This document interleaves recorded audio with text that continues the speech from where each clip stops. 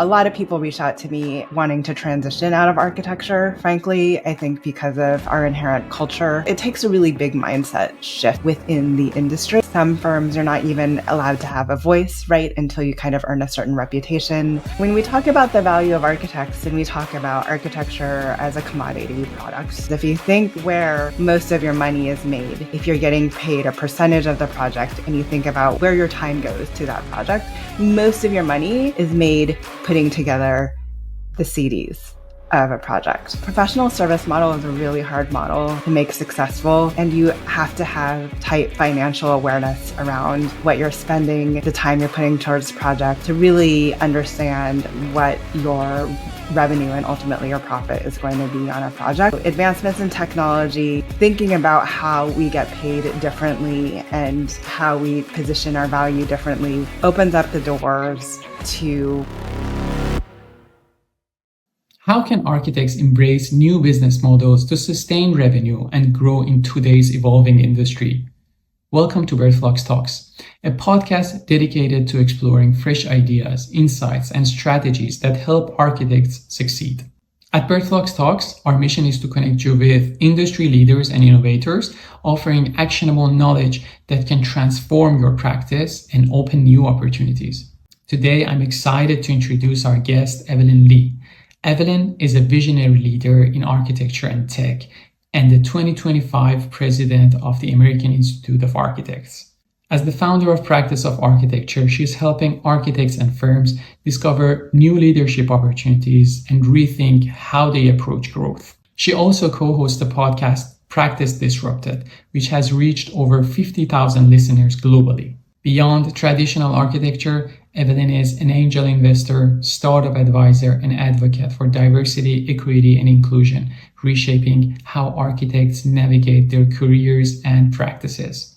In this episode, we'll discuss how architects can adapt to new business models and sustain revenue, enhancing employee experience within architecture firms, the role of community in fostering innovation and growth, the challenges facing the AEC industry, particularly for architects. Now, I would like to ask you to support us in this journey because your support will help us to bring more insightful conversations like this to you. Subscribe to our channel and join us as we explore new ways to grow and thrive in the architecture industry. And without further ado, let's dive into Birdflocks Talks with Evelyn Lee. Thank you so much, Evelyn, for joining me in this Birdflocks Talks session. Yeah, thanks for inviting me, Hamid. So, Evelyn, can you start by sharing your career journey and how your experiences in architecture and tech have shaped your approach today? I went to undergrad and got my master's both in architecture. So I have my BArch and my MArch. And then I worked in traditional practice for a handful of years. I discovered it really wasn't for me. So ultimately, I left and I went to work for a nonprofit at the time called Public Architecture. It was only ever really meant to be a 1-year term while I figure things out and figure out what next steps were transitioning out of the profession. And I felt that my next best step was to take more time off, but explore a world beyond architecture. So I went back to the school, got my MBA, got my MPA, tried to stay away from building and the built environment altogether. I didn't join the real estate development club. I didn't join the green building club. And ultimately, through that process, I realized that I miss not necessarily the process of doing architecture, but the people in the profession. So I found my way back to architecture, and I supported the principal of MK Think in running its strategy group, which really looked to expand services that architects were providing beyond traditional practice. So traditional practice being SDs, DDs, CDs, construction administration, and delivery. So how can we work with clients beyond that, both before the project and after the project? And I had a great run at MK Think. I had the opportunity to go work with a friend in a brokerage, supporting their workplace strategy consulting group, did brokerage for a number of years, and then ultimately landed at Slack. Slack was such a fun and wonderful company to work at when I got there. They are like any other startup. I think, the first office manager at Slack went to being the head of design and construction in the matter of 2 years. As the organization grew, she did the first office move and she kind of grew into that role. But there was a lot missing when it came to standards and processes in their office design. And that's what I originally got hired in for. Then the pandemic hit and no one was in offices. So my position really transitioned to supporting horizontally any group that touched the employee experience and thinking about how to make the employee experience at Slack better. That's anything from as soon as you become a potential candidate, when you apply to a position at Slack, to how you get onboarded to learning and development while you're an employee, and how you work with your team. So a lot of what I was designing became operations and processes and policies around the business side of people. And learning and supporting our middle managers and helping them learn how to manage teams in this new remote, and then as people began to go back to the office, hybrid environment. I eventually, Slack got acquired by Salesforce. I stayed with them for a little while, and I finally spun out on my own to go all in on a side hustle that I honestly started during business school called Practice of Architecture. And I've been doing that since the end of January. You mentioned employee experience, and I think I really like to talk about that a bit because I want to know what were your findings when you were doing that, how you were planning, for example, how you were understanding what are the, for example, objectives that you have to focus on, and how you were making sure you're improving the experience of the employees. Yeah, so Slack and Salesforce does an annual survey of their employees. I think it provides a good benchmark. Some of it is around employee experience. What employee experience is really looking to do is attract and retain the best workforce, right, to your team. So a lot of that is understanding the employee needs and then balancing that with and it's usually, frankly, it's understanding the employee wants, then really identifying what they actually need and balancing that against what makes a business successful and the limitations, the financial limitations that every business has on budget that they can spend per employee. But in tech, I would say, unlike architecture, especially when you're in Silicon Valley area or the San Francisco Bay Area, engineers turn over every 1.75 years, and a lot of money is spent recruiting talent. So anything that you can do to extend that turnover is helpful to ultimately the company bottom line, and it also really talent retention. So we looked at the annual survey as a benchmark, but we also did a number of pop-up surveys throughout to understand what was really top of mind.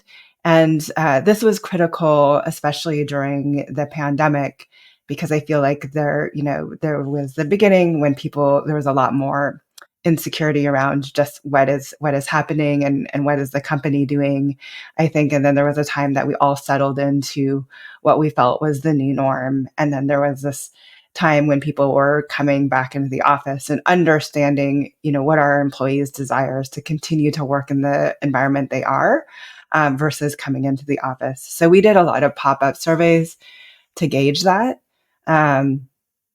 But really, I mean, the biggest KPI, right, if you're looking for metric, is are you attracting the right people and how long are they staying ultimately? I know that so many tech companies are focusing on employee experience, but I'm not sure if, for example, architectural companies are doing that as well. No, I mean, I think, generally architects, I would say, in my experience and the rhetoric of it, and when I talk to young people, a lot of people reach out to me wanting to transition out of architecture, frankly, I think because of our inherent culture, which you can argue started in school. right? There's a lot of gatekeeping that happens in architecture where, some firms you're not even allowed to have a voice, right, until you kind of earn a certain reputation. Um, the CAD monkey thing, I think, is still alive and well, right? Where you're kind of stuck doing bathroom details when you enter into an architecture firm.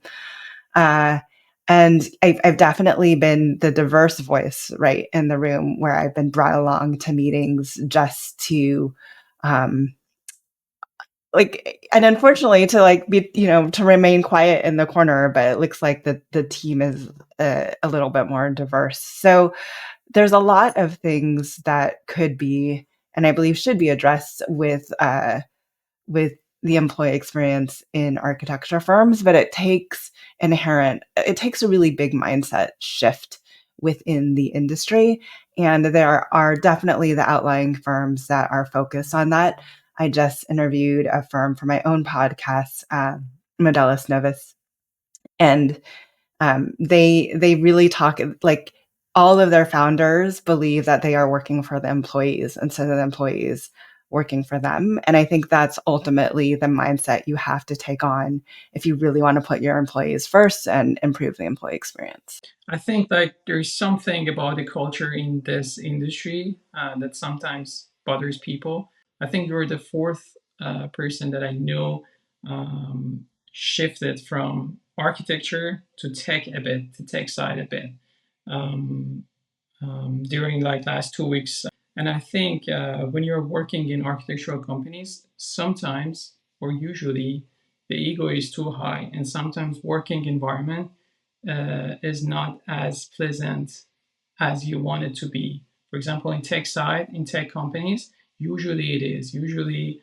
they're trying to keep people happy, giving some incentives, trips. But in architectural companies, unless they are like really big names, it's not the case usually. Well, I would even argue that with the really big names, especially the star architects, have even greater issues around culture, right? They can get people to work for them for pennies. Hopefully, they're not doing that, but I think the star architects definitely still attract people, and I honestly, the larger firms I think struggle with culture as much. I've seen the outliers that I see that treat employees really well and put employees first are honestly all small and medium sized firms, and they're just trying to do their best for their employees. But again, they're outliers, right? So getting the whole profession and the whole industry to think about a better employee experience is is something that I'm working toward. Great. So, Evelyn, with such a diverse background, what inspired you to found the practice of architecture, and what are its core goals? Yeah, so the practice of architecture actually it was founded when I was in business school, and it's taken several pivots over the years. So I was just reading a lot of things in business school that I felt would be important for architects to know about. So it purely started as just various different articles that I was collecting and reading. That I'm like, hey, architects, you should be reading this this too. This may not be in your line of sight, but it's definitely something that one you can either learn for or and later on I found a lot more kind of things on the fringe that have the potential to disrupt the practice in the industry more. So they're definitely things that we should actually be aware of, right? Like especially all the venture capital and private equity money being invested in the AEC space. So it's as it's grown, we added our own podcast, Practice Disrupted, and I co-hosted that with my friend Janine Chastain. She's taking a break to grow her own consulting practice, Apostrophe Design. But it was really because we realized we weren't alone in our thinking in the world. And we wanted more people to understand that they were not alone thinking that architecture, there's a different way to run practice. So that's when we launched the podcast. Eventually, I added what is the Practice Community Plus Lab to give kind of what we call practice disruptors, a place in a community to talk about different ways to build revenue as an architecture firm. So you're not in this feast and famine mode. But really, how can we collectively rethink what it means to practice architecture and raise the value of architects? And then as I spun off on my own, I've been taking up more advisory services, or what I would call fractional COO work with SMBs, or small and medium sized businesses or architecture firms that just need help getting all of the business side stuff out of the way so they can actually focus on their project work. Uh, so doing a little bit of that. And then I'm also, an advisor to a number of startups in the AEC space. And I'm an outside board member to a large firm here in the US called Shepley Bullfinch. Can you talk a little bit more about the business model, and also the value of architects? How can you increase that? Because I remember in the last talk that we had, we were talking about this. So I want to open it a bit more. Well, actually, I think that when we talk about the value of architects and we talk about architecture as a commodity product, right? If you think, and this is true of even some of the larger firms, if you think where most of your money is made, if you're getting paid a percentage of the project and you think about where your time goes to that project, most of your money is made putting together the CDs of a project. I think most of the value that architects bring to the table, and where architects have, frankly, the most fun, is on the SD and DD side, and also the CA side. But our chunk of the pie seems to be obviously smaller than the GC on that side. So for me, professional service model is a really hard model to make successful, and you have to have really tight financial awareness around what you're spending, the time you're putting towards projects, to really understand what your revenue and ultimately your profit is going to be on a project. And architects, I think, have a hard time wrapping their heads around that. It's professional services for all intents and purposes. There's a fellow out there who says that architecture firms are no different than employee labor arbitrage firms, and in many ways, yes, like the more you can do for paying less, like that's how you get more money on the end of that. So for me, advancements in technology, thinking about how we get paid differently and how we position our value differently opens up the doors to being compensated better. So an example that I like to give, for instance, is, we talk about how when I work at MK Think, we looked for opportunities to engage clients before and after traditional services.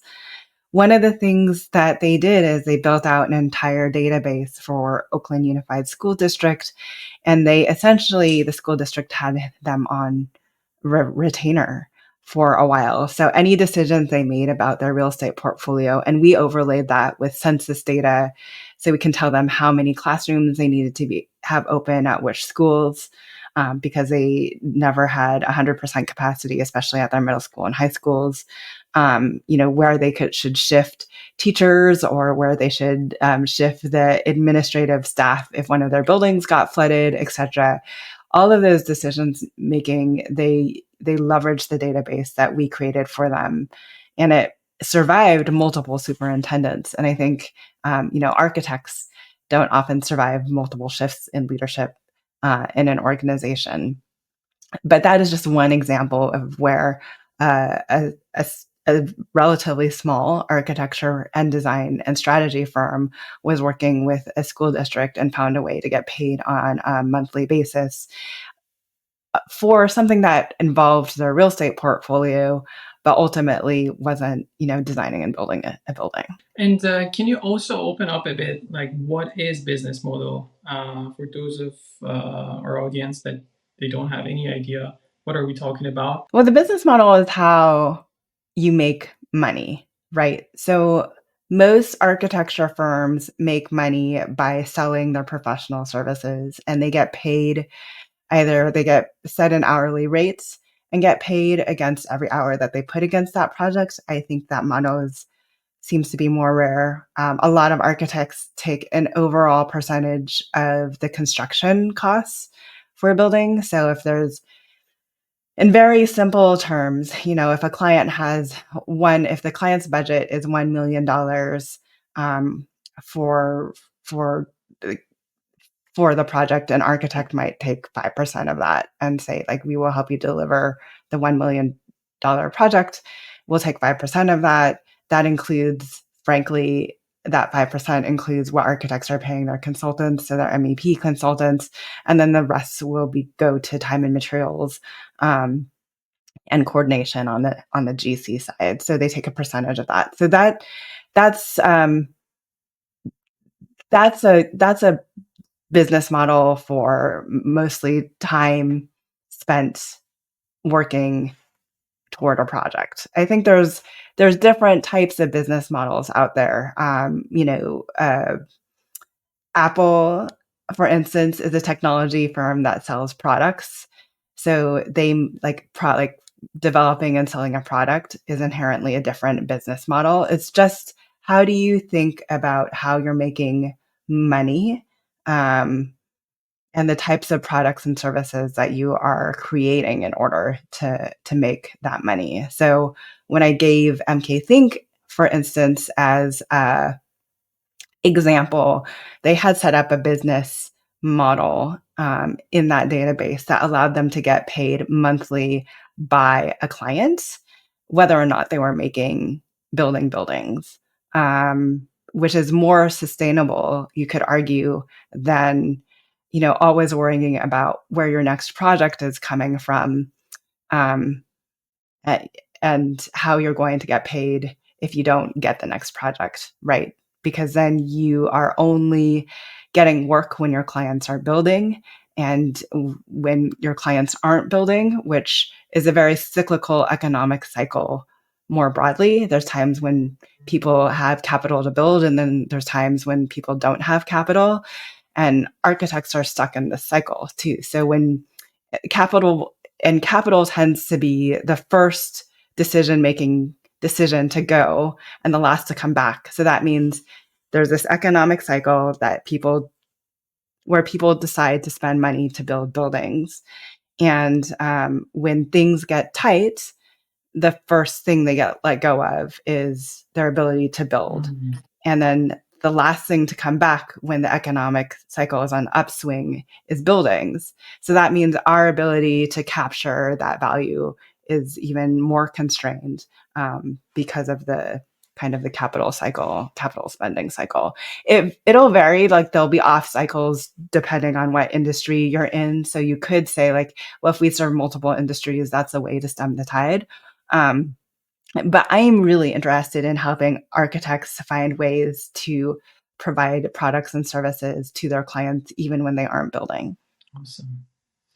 In your opinion, how can architects adapt to changing business landscape to ensure their practices thrive? So if you change your business model, then you're not stuck in these economic cycles, and then you can afford, one, to pay people even though they're not billable to our project because you have consistent money coming in, and two, and this is all a part of it. I think we need to change the business model to help change the culture. Then you can actually put additional money towards professional development and other overhead costs that you might not otherwise have before. So for me, the biggest crux of solving like all of the things that we have in architecture really is, at its core, is this feast and famine business model that we find ourselves in. And if we can change how we get paid and how often we get paid and what we get paid for, um, and how much we get paid, then we can shift the culture of architecture and attract people to stay in the profession rather than leave. Evelyn, we talked about culture issues, we talked about business model, but in your opinion, what are the other challenges facing the AC industry today? today, particularly for architects? Well, I mean, some of them I mentioned. There is a lot of tech startups or a lot of tech-enabled startups that are encroaching on the AEC space. So, I think architects, and one of the things that I get really frustrated with architects is that we complain about all the services that we've given away. Ultimately, I think it's because we want to take on less and less risk. So we've given away and rarely ever do we talk about the solutions of one, how do we take it back, or two, okay, how do we make additional money for everything that we've given away? Um, so so for me, the biggest, concern is really outside individuals coming in and playing in our space, even people that don't have degrees in architecture that see the opportunity to engage more in the built environment. And the number of venture capital funds that are focused on giving their and spending their money in the built environment is continues to increase. Um, and mostly it's been, frankly, on the construction side and construction methodologies and speeding up construction process. But I'm seeing it more in the AEC space. So, for instance, there's a number of startups, especially when it comes to ADU housing in or just the development of accessory dwelling units in the Bay Area that were literally started by tech founders who found the process of getting an ADU built in their backyard for their parents too hard.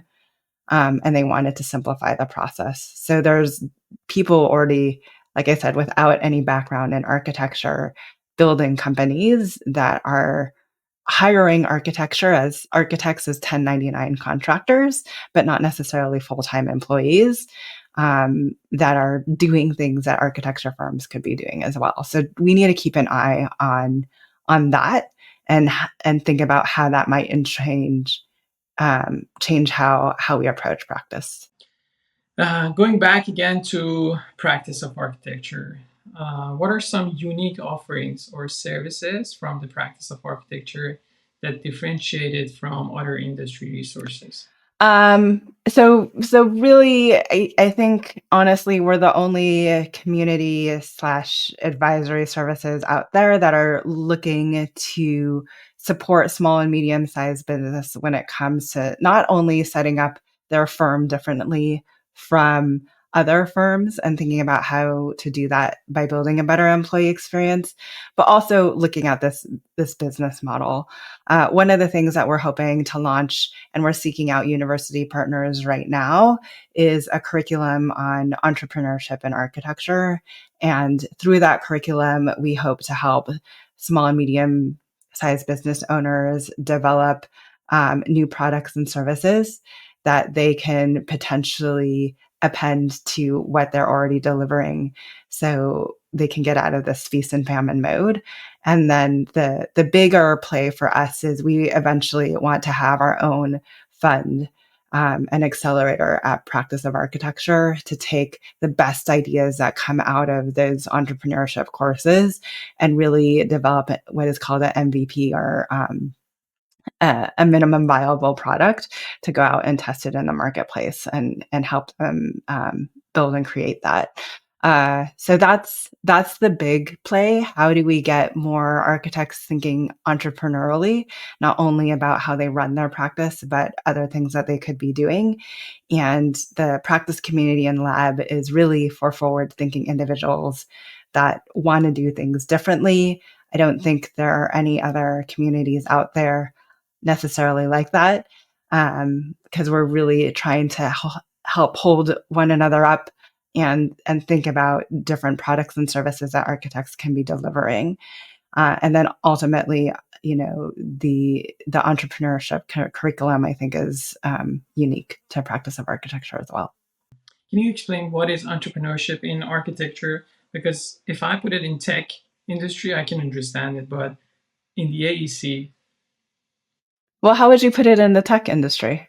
you're starting with the problem and then you try to shape a solution around it, and then you're trying to make a minimum viable product out of it and test it in the industry, test it with the users. And when you get the feedback, then you can. So why can't you do any of what you just said in the architecture industry? So in that case, for example, if I'm building a house, is it like that? Then how can I do that? Well, no, but I think that's limited thinking. So architects are much like architecture and what we're able to build and design. Buildings don't just mean building buildings. I think there's a lot of different types of buildings architects can be doing, right? The example I gave, for instance, with MK Think was creating a database of all of the real estate portfolio. And it was really just like looking at each of the schools, understanding when um, understanding when systems within the school needs to be replaced in order to really help the buildings operate more efficiently, and look at essentially what can you defer maintenance on and what do you have to do maintenance now on. So there's a number of different products and services I think that architects can be offering post occupancy that just don't have to do with a building. And there's a number of architects, frankly, that have built products and services using their architectural design. So there's a jewelry company run by Jenny Wu, who is a professor at SciArc, and she also has her own design firm, an architectural design firm, with her partner in Los Angeles. Um, but she runs a 3D printed jewelry company called Lace, and she is very public about the fact that the jewelry company actually brings in and supports the work of, like, brings in more revenue than the architecture firm, and supports the architecture firm's ability to think more, to apply greater research back into their project. But that's like her being very entrepreneurial and saying, like, I can take all of the 3D printing that I'm using in my designs and actually make a piece of jewelry at this, and make enough money from my jewelry company to then put actually back in to practice in the work we're doing as architects. So there's there's being entrepreneurial means just that, like thinking as widely as possible about how you take your skills and create different products and services that people are willing to put their money behind. And how open are companies who you want to work with in these ideas that you're talking about, for example, new business model? Well, the companies are finding me, right, if they're interested in doing new business models. So it's not that I'm trying to sell my services to companies who don't want my services. That's not the point. So I'm getting a lot of people reaching out to me talking about, like, how do I develop these new business models? If I'm developing this new service, it's even helping them think through, if I'm developing this new service line, do I develop it under my firm name, or do I package it and sell it, like, outside? Like, do I create a whole new company to do it? So it's even helping them think through things like that. Great. How does the practice community plus lab foster collaboration and innovation among architects? Yeah, so the Practice Community Plus Lab is really just for what we call our disruptors. It's not very expensive. I think you can join the community for $10 a month or $15 a month. You can join the lab for $25 a month. If you join, you get access to just others that think like you. So there's a handful of small practitioners in there that actually share work with one another. Um, and then there's a handful of small practitioners that are also looking at building out different products and services. And it's really just a community for people that are talking about doing things differently, sharing their employee handbooks. If they're looking at revisiting, for instance, their parent leave, like, they can post a question about about how, like, what have others experienced about the parental leave, like what is sustainable given the size of their firm. There's been questions about different ways to run projects in there. So just last week, we had a question around firms that use Scrum, which is technically how a lot of tech firms organize their project management systems, and how they run a project, right? But he was specifically asking whether or not architects had ever tried using Scrum. There is there are a handful of there's one or two individuals in the lab that I know actually use Scrum to run their projects, and they've adopted it really successfully. The other thing that we just were talking about today was the importance of a content strategy for firms' intranets, or even an internal content strategy as you grow your firm from over 40 people, and how that is important to maintaining the culture of the firm as it grows. So really, it's just it's not for people that are like looking for, do you guys have this detail?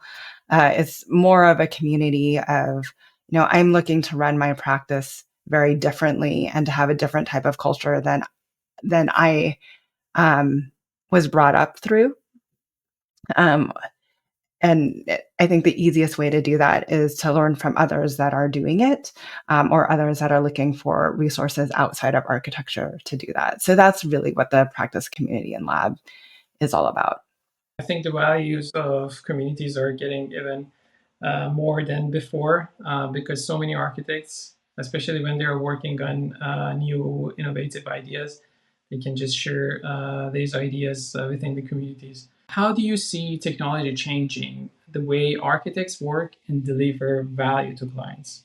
Uh, well, I think I see technology as the ability to shift where we spend our time, right? So for a long time, even before AI, we've talked about the commoditization of our deliverables, especially when it comes to construction documents. So if we could spend more time as architects, for instance, in SDs and DDs, and get paid more for the time spent there, and automate, you know, or most of the construction documentation process, I think that's a huge win for architects.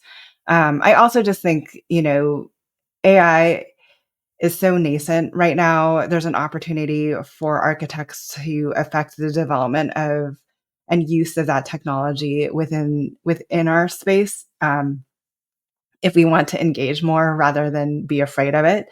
And from there, I think it's not unrealistic to say I don't know what opportunities that technology is going to create in the future. But I think rather than worrying about all the jobs that AI will take away, we should also be talking about the potential for all the jobs that AI can create for us. And because that's a lot of what happens when a new technology comes on too. There's just jobs that you'd never even imagine before, right? A good example of that with geolocating and geotagging and the ability to communicate where you are to other people is before that technology, companies like Uber and Lyft would not have existed, and they exist now. So who's to say what opportunities will be available to us with technology? I think, though, it takes an entrepreneurial spirit to see those opportunities and really capitalize on them. How can architects, in your opinion, stay relevant and continue to grow in an ever evolving industry? So really, for architects to stay relevant, I think we need to be just more aware of what's going on outside. I think we tend to have blinders on when we focus purely on our project work. I think we need to be aware of the outside forces that might have a potential to disrupt how we practice. So essentially, all of these technology companies that are hiring architects away as 1099 contractors, you know, be aware of that. I also think pick up a business book every once in a while, go to a business seminar, think of different ways where you can broaden what it means to be entrepreneurial. So when you see something in tech, you can say, oh, it might not affect the work that I'm doing now, but there's an opportunity for me there to leverage that technology and create a new product or service out of that I can sell as a part of my firm or even as a part of a new company. So just be a little bit more heads up on what's going on in the world around you, so you can be aware of the forces that could potentially change the profession. I also tell architects to keep a close eye on fintech or financial technology, because there's a lot of people working in that space that are interested in helping look at problems around affordability and housing, for instance. So if you can get more capital to those individuals so they can afford housing, I feel like that's an interest to architects, and that's something that they should be following as well. So, what's your future plan? And also, if you have any message to our audience. No, I think, the big future plan really, and my dream for practice of architecture has always been to create an accelerator and a fund where we can support these entrepreneurial ideas coming out of the architecture profession. Um, I've joked that I don't ever believe I'll go back and work for a firm, because I believe that I can have a greater impact on the industry if I am working external to firms and helping them all along. I ultimately would love, the big dream is to make the architecture profession a place where people want to stay, because they, one, see a place for the type of work that they want to do in it, but two, because the job is one that they can see longevity in, where they can see themselves grow, where they get well paid, where they can have a life outside of work, as well as enjoy the work they're doing. So that's my hope for the profession. And my any advice that I have to give is, ultimately, for every individual, you have to follow what you're most passionate about. So, unfortunately, if that takes you away from architecture, it's okay. Hopefully, we're creating an industry that will welcome you back, and we'll find a place for you in the end. Great. Thank you so much, Evelyn, for joining me in this session. I hope our audience also learned a lot. And yeah. Yeah, thanks, Simon.